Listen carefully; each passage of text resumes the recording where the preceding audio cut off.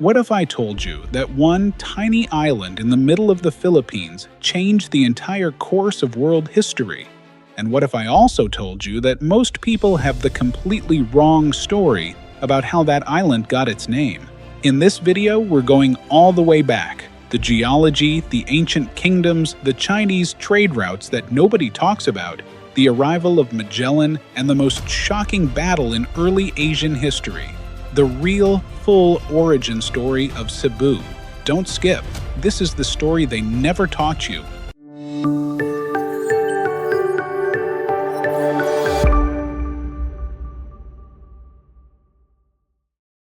Okay, here's where we're starting today. A man tried to sail around the entire planet. He crossed the Atlantic. He survived one of the most brutal ocean crossings in human history, the Pacific, with barely any food, barely any water, and a crew that was nearly dead.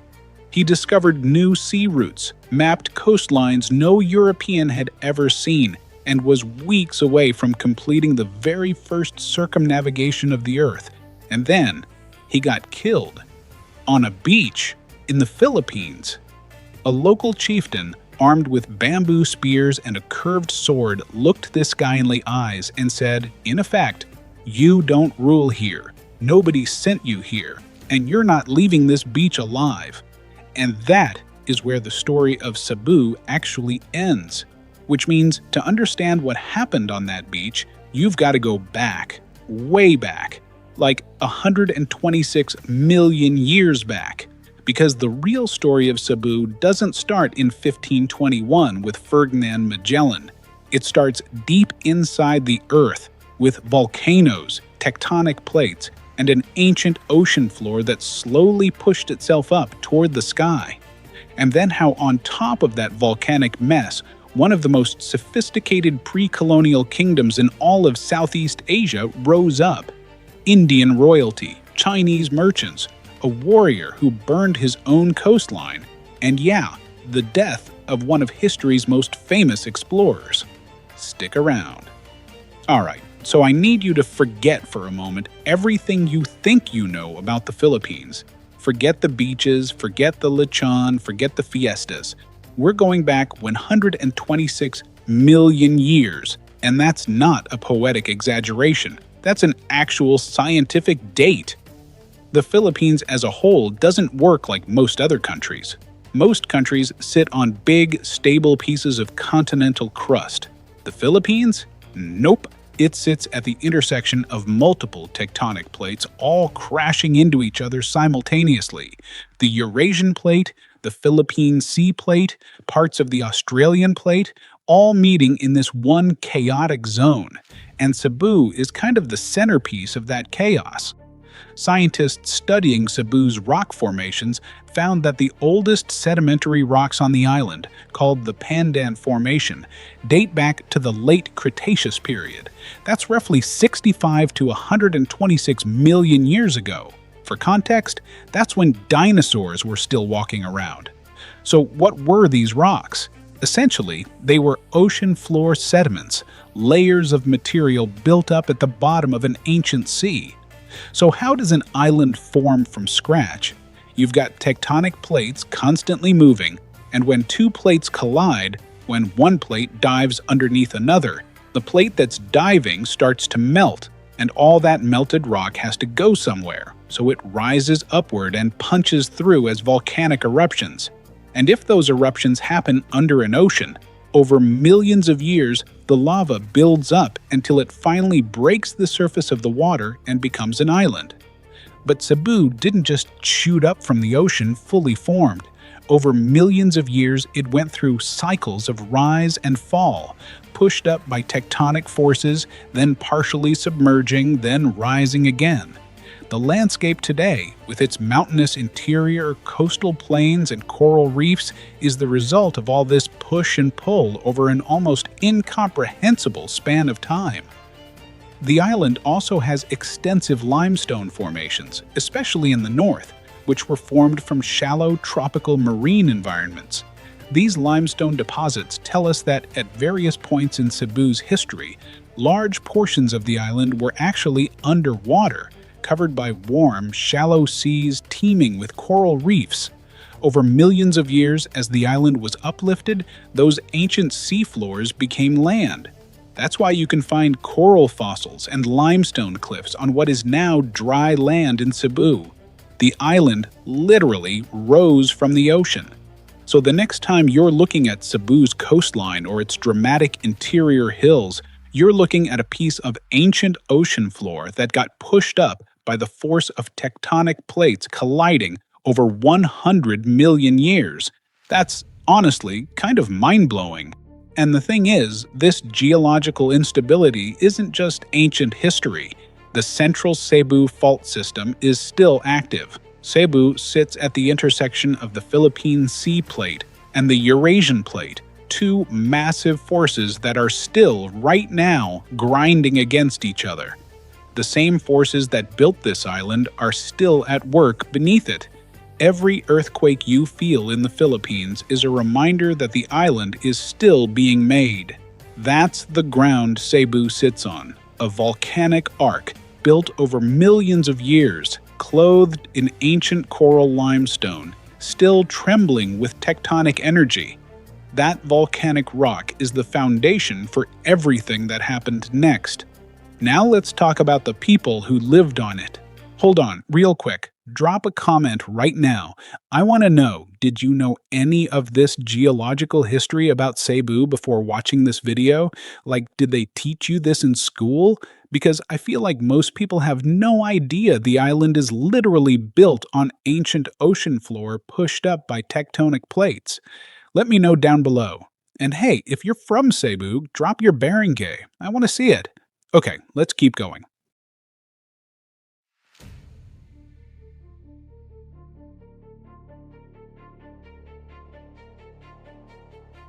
Okay, fast forward about 100 million years. The island exists. It's gorgeous. Dense jungle, coral reefs, rivers panning gold, a tropical paradise. And people have been here for a very long time. The Visayan people had their own cultures, their own traditions, their own way of life for centuries. But the story of how Cebu became Cebu starts in the 14th century. And it starts with one man, a man who came from thousands of miles away, settled on this island, and changed everything. His name was Sri Lumai, full title, Sri Rajamura Lumaya, and he wasn't from here. He was a half-Tamil, half-Malay prince from the island of Sumatra, in what is now Indonesia, connected to the Chola dynasty, a powerful Indian Tamil empire. So let's just sit with that for a second. The founder of the Kingdom of Cebu, the guy who gave this island its identity, was a prince of Indian, Tamil, and Malay descent from Sumatra. The Philippines has always been a crossroads of civilizations. Long before Spain, long before China, Indian and Malay culture were flowing through these islands. The Rajahnate of Cebu was an Indianized monarchy. Now, Sri Lumai's arrival on Cebu wasn't exactly a vacation. He had originally been dispatched by a Maharaja to establish a military base in the Visayas and subdue the local kingdoms. But Sri Lumai apparently was not into that plan. He basically said, you know what, no, I'm going to start my own kingdom. And he did. He rebelled against his original mission and established an independent Rajahnate right there on Cebu. In the mid to late 14th century, he set up his capital at a place called Singhapala, which corresponds to what is today the Mabalo district of Cebu City. He organized his sons as governors of different territories. Sri Alho ruled the south, a territory called Sial, covering the areas that are now Karkar and Santander. It was a proper, functioning, politically sophisticated monarchy, not some small fishing village. A kingdom. But establishing a kingdom in this part of Southeast Asia was not peaceful. Cebu was regularly raided by a group called the Magalus, warriors from Mindanao who would sweep in along the coastlines and attack communities. And Sri Lumai's response to these raids was extreme and brilliant. He would burn his own coasts, literally. Whenever the Magalus came, Sri Lumai ordered the coastal areas of his territory to be set on fire, scorched earth. If I can't defend it right now, you're not getting anything useful from it. He would rather destroy his own property than let raiders benefit from it. This tactic became so associated with Sri Lumai that his kingdom became known as Kung Sri Lumayang Sugbu, which translates as that of Sri Lumai's Great Fire. Over time, that got shortened to just Sugbu, which means scorched earth. But there's actually a second layer to the name, and it's equally interesting.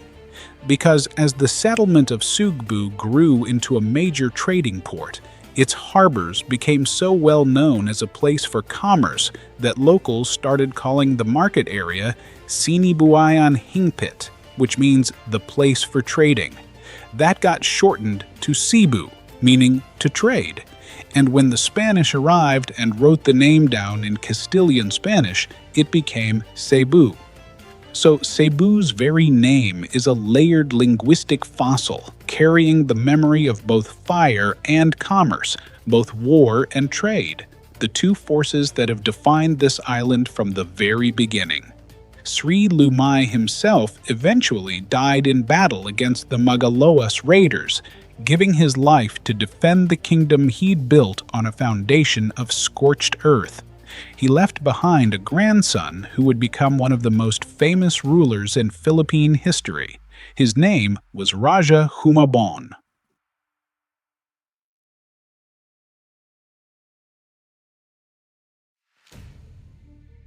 Okay, raise your hand if you were taught in school that the history of the Philippines basically starts in 1521. Yeah, most of us were. And that is such an embarrassingly incomplete story. Because by the time Ferdinand Magellan sailed his 3 ships into Cebu Harbor in April of 1521, Cebu had already been trading with China for over 500 years. Not occasional contact, not a few stray boats. Sustained, organized, documented international trade. How do we know this? Archaeology. In 1967, excavations at sites in Cebu City found Chinese porcelain ceramics in cultural layers dating all the way back to the late Tang Dynasty, we're talking 750 AD, and the Song Dynasty, 960 to 1279 AD. 5 centuries before Magellan, 5 centuries of Chinese merchants sailing their junks down to this island to do business. And in the ancient Chinese maritime records, Cebu was known by name. In Hokkien, it was called Sukbu. In Mandarin, Suwu. It was a recognized, charted, named destination in Chinese trade networks, a place that Chinese merchants specifically planned voyages to reach, not stumbled upon, planned for. What were they trading? On the Chinese side, silk, cotton cloth, iron, copper tools, needles, glass beads, and decorative porcelain. And Cebu? Placer gold panned from the island's rivers, cotton, abaca fiber, beeswax, tortoiseshell, and hemp fabric. And gold was a major commodity. The Philippine Islands were known throughout the Chinese maritime world as a source of high-quality placer gold. Here is a number I want you to just sit with. Archaeologists studying the ceramic fragments recovered from excavations in Cebu City found that early Ming Dynasty vessels and Chinese wares made up 97% of all ceramic shards. 97%! The cultural and commercial connection between pre-colonial Cebu and China was not marginal, not occasional. It was essentially total. Cebu was wired into the Chinese commercial empire. So when Magellan showed up in 1521, he wasn't arriving at some isolated, primitive island civilization. He was arriving at a sophisticated, internationally connected kingdom that had been trading with one of the world's great empires for half a millennium. Raja Humabon knew how to deal with foreigners. He had been doing it for generations. When 3 Spanish ships appeared in his harbor, Humabon didn't panic. He assessed the situation. and what he saw was opportunity.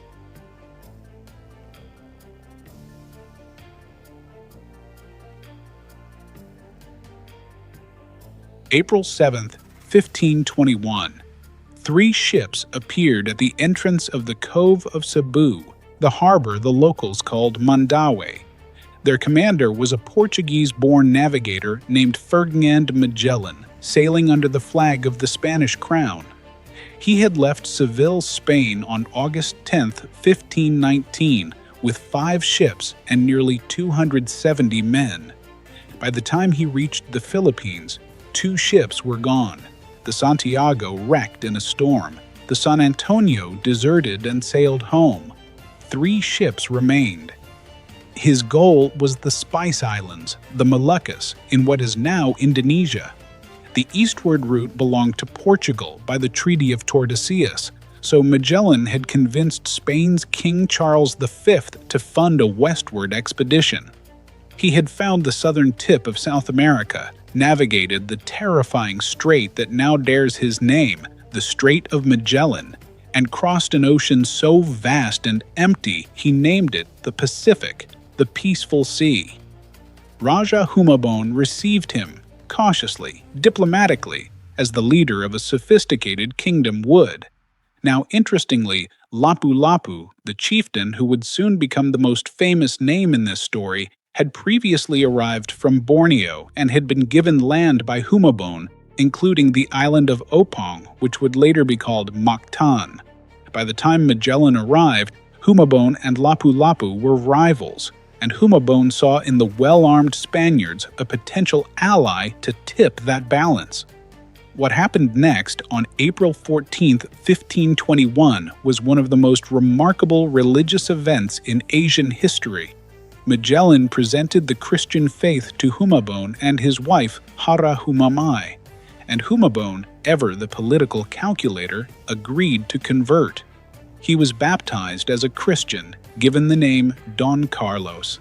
His wife became Queen Juana, and an estimated 800 of their subjects were baptized as well, the first mass Christian baptism in the Philippine archipelago.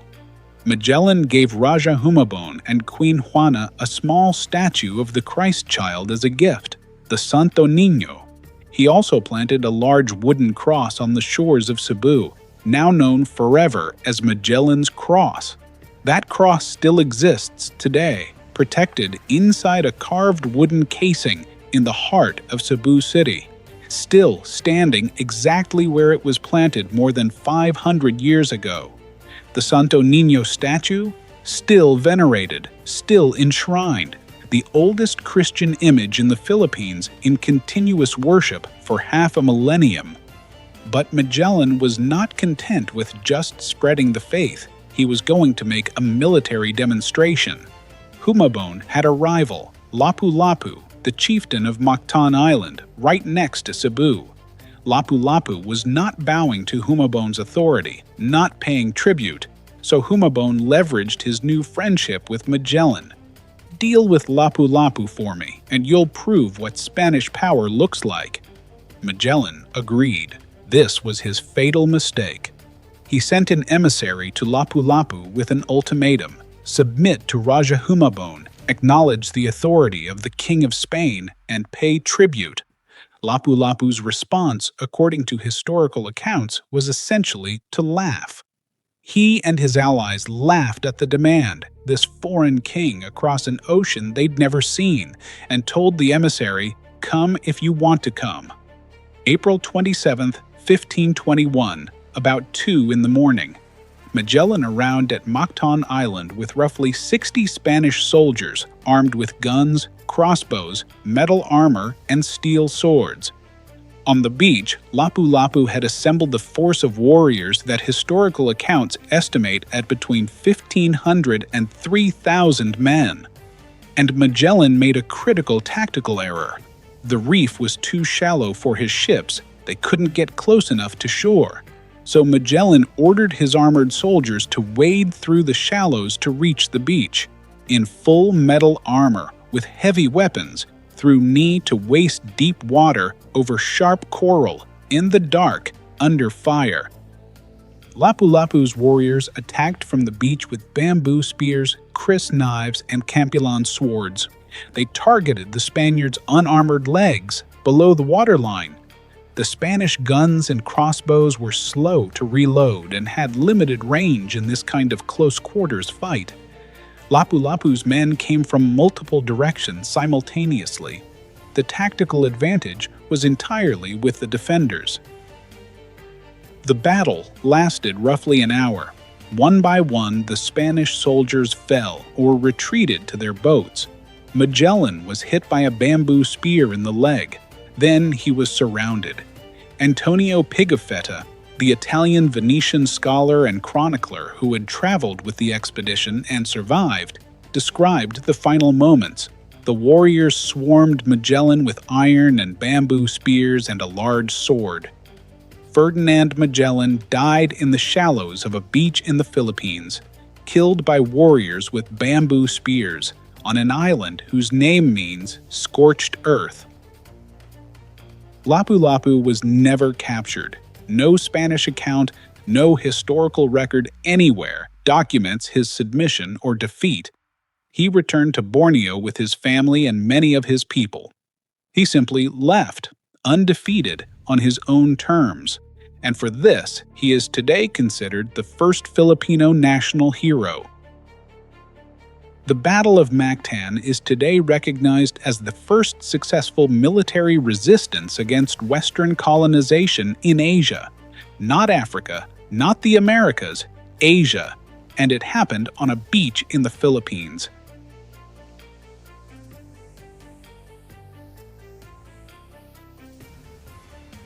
Spain didn't give up, not by a long shot.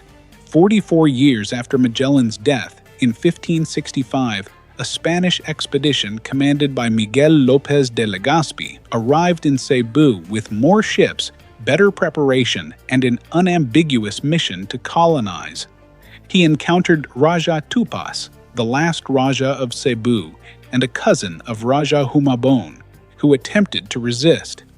Legazpi's firepower was decisive. He bombarded the coastal town, burning it down. And then something happened that everyone who witnessed it considered a miracle.